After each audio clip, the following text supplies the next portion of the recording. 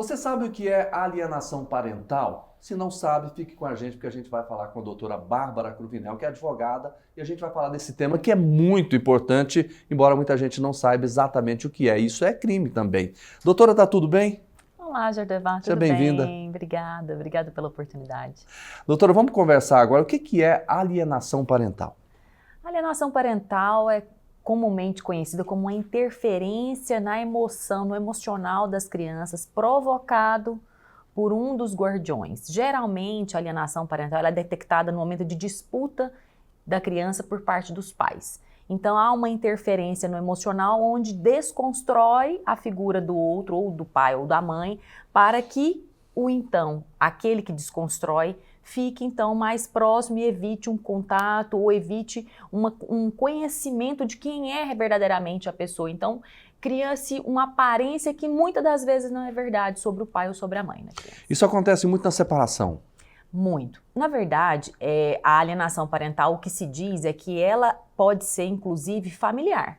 Então, não é que a gente também trata da alienação parental como só o pai aliena ou só a mãe aliena, num provável cenário de disputa. Pode ser que, mesmo não tendo disputa pela criança, e aí é um jeito mais sensível de se detectar a alienação parental, aconteça também essa interferência na formação emocional. Falar, tá, mas o seu pai é mentiroso, a sua mãe é preguiçosa, então Isso pode ser tanto do casal quanto, por exemplo, do avô, da avó. avó, das babás, né? É claro que no momento de divórcio, no momento de solução de união estável, esse conflito ele fica muito mais aparente, né? E aí é claro que a criança ela vai ficar ali numa briga de forças e até de ego, e aí é o que a gente fala no direito, que ele vai deixar de ser um sujeito de direitos para ser um objeto de disputa entre o pai e a mãe. Então é nesse cenário que a alienação parental ela fica mais visível, mas é perfeitamente possível de se detectar a alienação parental num casamento ou dentro de uma união estável onde não há divórcio também. Mas é importante dizer também, Jordevar, que essa detectação ou essa constatação, vamos assim dizer, ela só faz por parte de análise psicológica. Muitos dos problemas que a gente enfrenta hoje na vigência da lei de alienação parental é porque todo mundo quer imputar determinadas práticas como sendo de alienação parental, e aí isso aprisiona ainda mais o problema do contexto familiar. Então é muito importante que, se você pensar, será que é alienação parental? Submeta a um exame psicológico. Esse laudo psicológico feito por um profissional capacitado depois de todas as intervenções na família, é o que é o documento que comprova ou não a existência de alienação parental.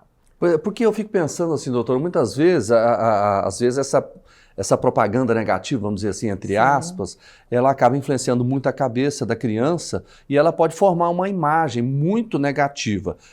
Esse exame psicológico, ele consegue detectar isso? Ele detecta mesmo porque a gente sabe que ele não é feito por muitos pais também fazem isso. Ao sentir que tem uma possível alienação parental, leva a criança num psicólogo uma vez e aí o psicólogo, porventura, fala, não, vamos investigar, ele já sai de lá achando que já é alienação parental. Então, é possível detectar porque as intervenções, elas são recorrentes.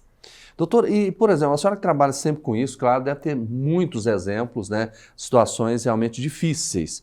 Qual foi aquele mais complicado que a senhora percebeu que a alienação parental estava muito evidente, estava prejudicando a vida dessa criança? Tem vários, mas um que mexeu bastante comigo, tratava-se de uma criança de 3 aninhos que o pai chegou para buscar na casa da mãe, e aí ele pega, e aí obviamente dentro de uma briga judicial os pais hoje gravam, né, faz vídeo, enfim, a criança já veio para dentro do carro, e aí ele falou, que bom, nós vamos pro clube, depois nós vamos assistir um filme lá em casa, que amanhã o papai te traz. O pai grava ele falando, a criança de 3 anos, eu não posso dormir na sua casinha, porque na sua casinha tem cobra, é perigoso, você não sabe cuidar de mim.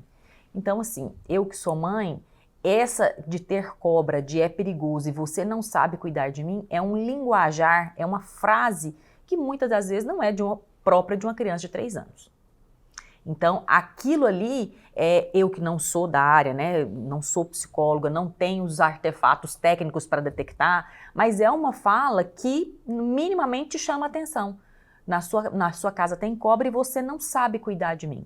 Né? É uma fala que me acendeu uma atenção e que lá na frente, depois de, lamentavelmente, muita briga judicial, ficou constatado, sim, que a criança sofria alienação parental. Pois é, e esse já é um caso mais grave, né? Sim. O pai já percebe na hora que tem alguma coisa errada, alguém está falando muita coisa que não deve para aquela criança. Mas ela acontece também em níveis mais leves. Sim. Quais são os primeiros sintomas, os primeiros sinais, vamos dizer assim, que a pessoa tem que ficar atenta, ou o pai ou a mãe? De verdade, assim, o que a gente quando chega para o advogado, esse sintoma, a gente já está num grau mais elevado, sabe, Jordevar? Mas a gente vê, assim, a criança chora muito, fica irritada, a criança recusa a presença do outro. Às vezes tem muitas pessoas, muitos contextos onde associa-se a alienação parental a uma prática de violência familiar, inclusive sexual. Então, um simples dar banho na criança pode ser um momento de inquietude da criança. Então, a depender da faixa etária, a criança ela verbaliza isso através do choro, através da escola também é um termômetro muito importante, porque a criança apresenta uma irritabilidade ou uma apatia muito grande. A questão de saúde também, as idas ao pediatra, ao dentista, também visualizam esses comportamentos, digamos, atípicos dessas crianças, né? Então, assim, num comportamento mais sensível, eu te falaria a irritabilidade ou a apatia. Eu já tive casos no escritório, mas isso aí já é um caso até mais grave, de mutismo. A criança desenvolveu um mutismo, ficou muda e ficava muda períodos do dia, noite, muda, e procuraram médicos, enfim, levaram para psicólogos e verificaram que o mutismo estava associado a uma prática de alienação parental, que até no começo foi associada com violência sexual. Então, assim, o contexto, ele é muito complexo. Isso é crime? É crime. É crime. O que nós temos aí, algumas questões, a lei de alienação parental em si, né? E é grande a polêmica nela por isso. Nós temos aqui 3 já projetos de alteração dessa lei. Existe um movimento social não pequeno que inclusive quer que essa lei não se prospere no Brasil. Por exemplo, país como a Espanha não tem a incidência de uma lei como essa.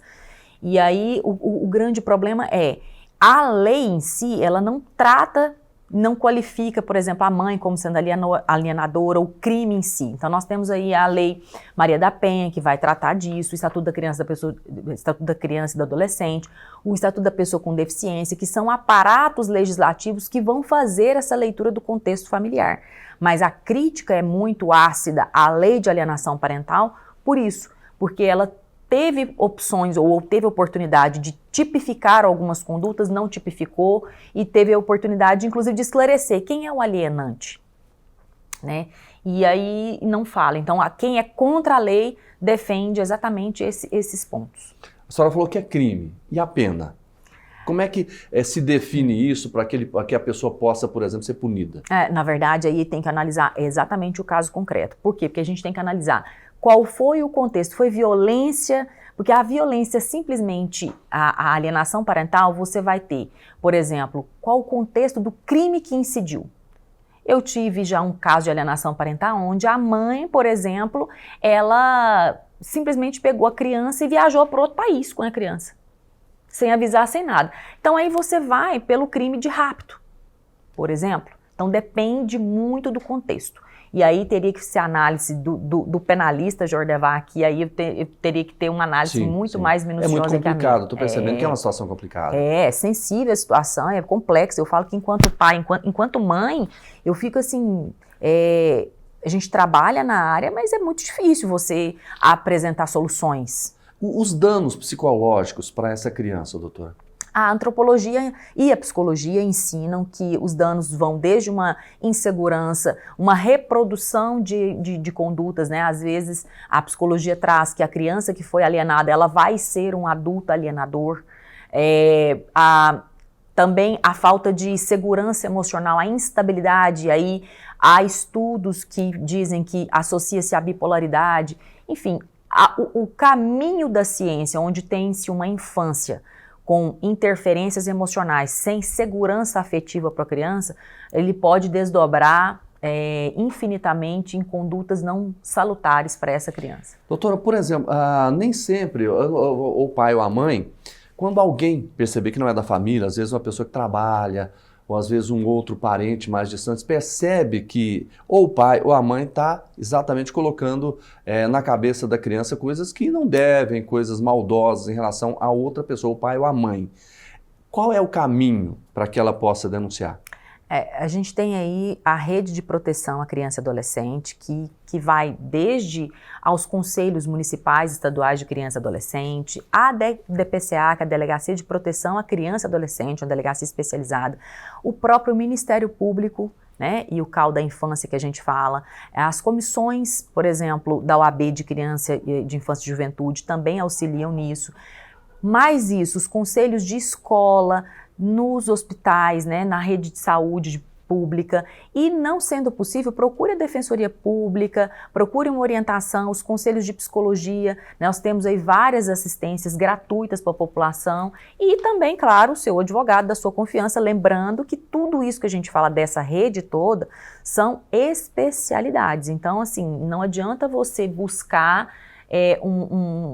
primeiro eu digo assim, buscar conhecer a alienação parental naquele contexto seu, se você não buscar com profissionais especializados. Exatamente. E a discussão tem que ser aprofundada em nome da saúde dessa criança. Exato, né? a saúde É a emocional. criança que é o alvo principal disso. Doutora Bárbara Cruvinel, muito obrigado pela entrevista, prazer recebê-la aqui, volte sempre. Obrigada a vocês.